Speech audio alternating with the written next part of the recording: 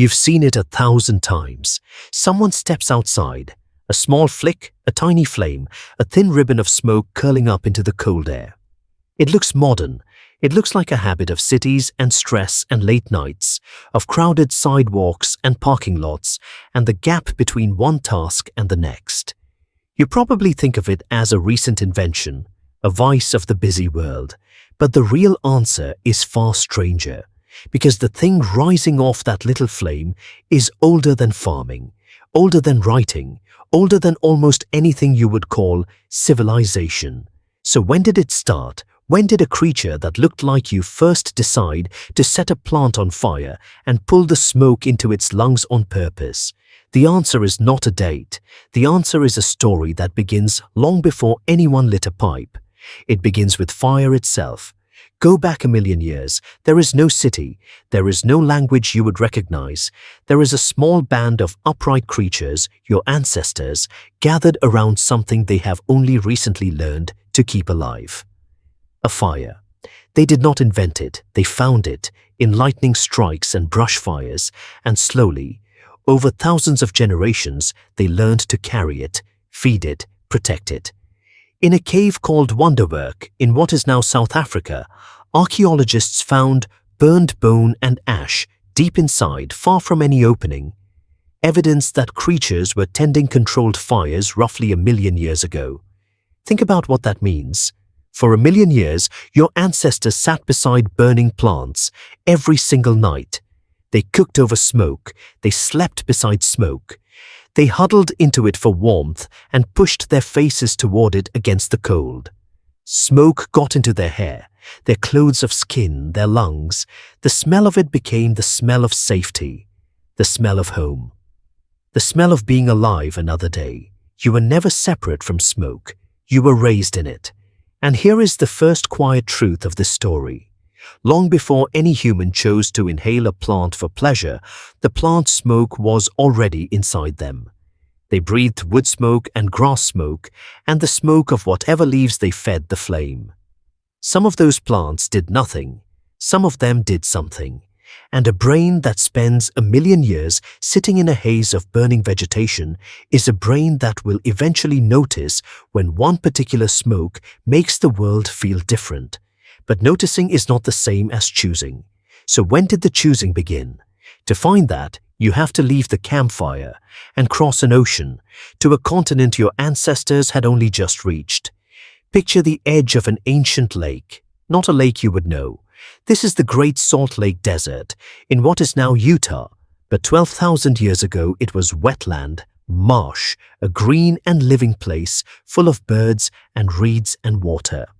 A small group of hunter-gatherers has made a camp here. They are some of the first people on this entire landmass. The Ice Age is barely ending, and around their fire, archaeologists would one day find something that rewrote everything. The site is called Wishbone. The archaeologist is Darren Duke.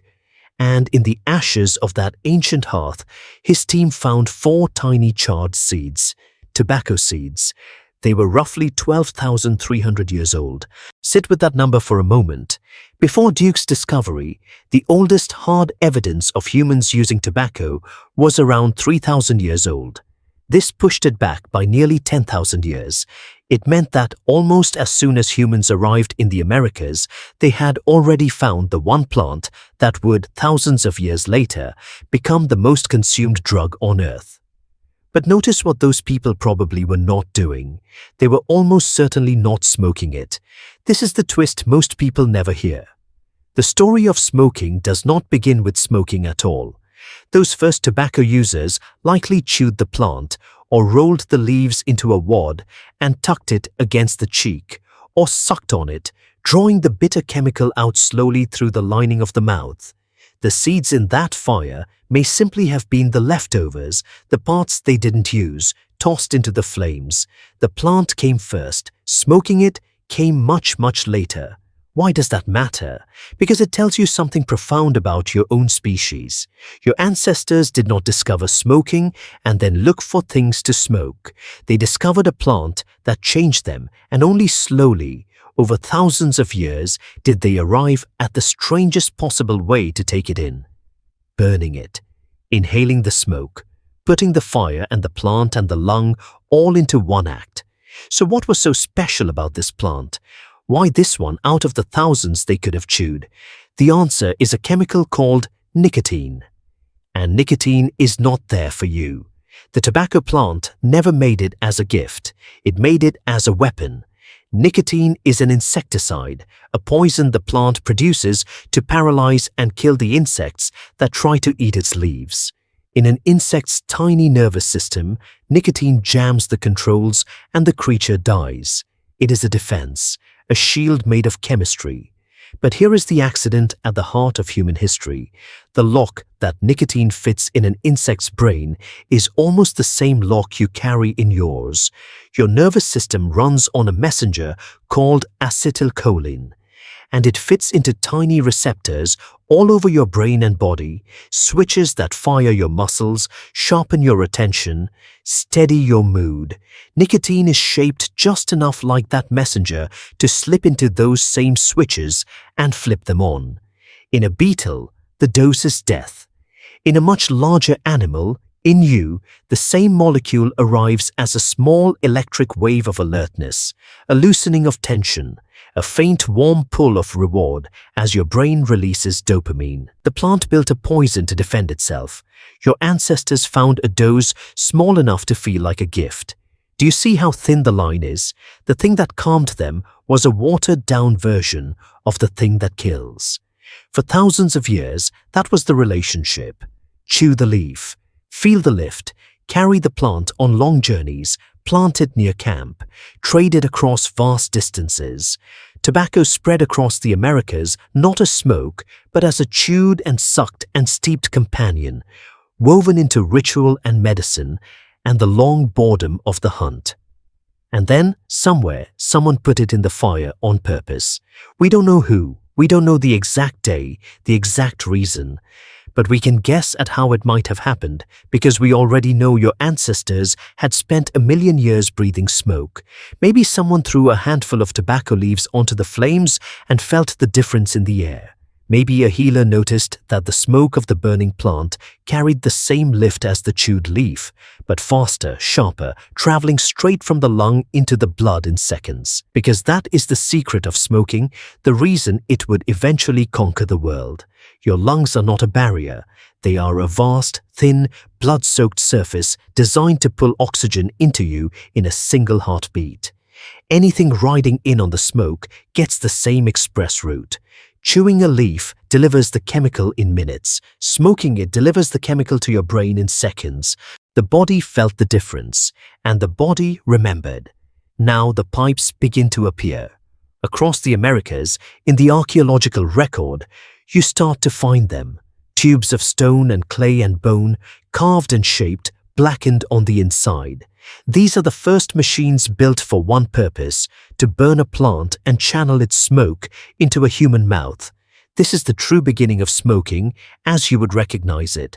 Not an accident of the campfire, but a deliberate technology. A device for delivering a drug. How do we know they really used them for tobacco, and not just for incense or ceremony? This is where a researcher named Shannon Tushingham enters the story.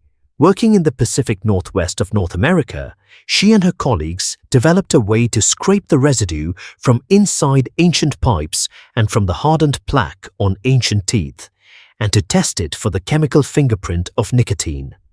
And they found it, real molecular proof, locked inside stone and bone, that people were smoking tobacco far earlier and far more widely than the simple count of pipes had suggested.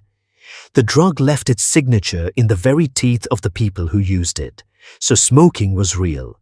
Smoking was old, and smoking, it turns out, was never only about tobacco. Cross the world again. Leave the Americas entirely. Go to a high, cold plateau in the Pamir Mountains on the roof of Central Asia, roughly 2,500 years ago. There is a burial ground here, a place called Jirzankal. The people who came here came to mourn. And in the graves, archaeologists found wooden braziers, small bowls for holding burning embers, their insides scorched black. A researcher named Mengren and his team scraped that black residue and ran it through their instruments. What came back was cannabis. Not just any cannabis, but a strain unusually high in the chemical that alters the mind. Someone had heated stones, laid them in these braziers, scattered cannabis over them, and filled the enclosed space with smoke. At a graveyard, among the dead. Why? Almost certainly for the same reason humans had been drawn to smoke since the first campfire, but turned now towards something deeper. This was ritual, this was mourning, this was a community filling a closed space with mind-altering smoke to grieve, to commune, perhaps to feel they could reach the people they had lost. The smoke was no longer just warmth or safety. The smoke had become a doorway. And the strange thing is, this was already known. There was a Greek traveler and writer named Herodotus, who lived around the same time, and who wrote about a people called the Scythians who roamed the grasslands north of the Black Sea. He described how they would build a small tent, place a dish of hot stones inside, throw cannabis onto the stones, and crawl in. The plant would smoke, and Herodotus wrote that the Scythians would howl with joy at the vapor. For more than 2,000 years, that was just a traveler's tale. A story that might have been exaggerated or invented or misunderstood. And then researchers like Mengren scraped the black off a brazier in the mountains and found that the howling Scythians had been telling the truth all along. The written record and the burned residue finally shook hands across the centuries. Do you feel how far you've come from that person stepping outside with a lighter? The campfire, the chewed leaf by the ancient lake, the first deliberate pipe, the poison that fit the lock in your brain, the mourners in the mountains filling the air with smoke to touch the dead. All of it, stretching back across tens of thousands of years, all of it ending in the small flick of flame you've watched 1,000 times. So now ask the harder question.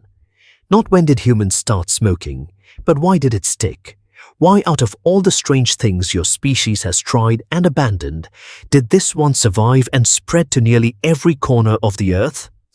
Part of the answer is the lungs, the express route to the brain. Part of it is the chemical, the poison that calms. But part of it is something older and stranger, something written into you long before tobacco or cannabis or pipes. You are an animal that was shaped over 1 million years to associate smoke with everything good. Smoke meant fire. Fire meant warmth, safety, cooked food, protection from the dark and the things that hunted in it. Fire meant the band was together. Fire meant you would live until morning. Your brain spent 1 million years learning that smoke equals safety. Is it any wonder that pulling smoke into your body can feel, on some level below thought, like coming home? That is the deep machinery beneath the habit. The plant brings the chemical, the lung brings the speed, and underneath both, an ancient nervous system that was tuned across countless generations beside the fire to find the smell and the haze of burning plants deeply, wordlessly reassuring. Smoking is not one trick playing on you. It is 3 stacked on top of each other, reaching down through layers of your history. But this story has a shadow, and an honest telling has to face it. Because the same speed that made smoking spread is the same speed that makes it dangerous. The chemical that fits the lock in your brain fits it a little too well.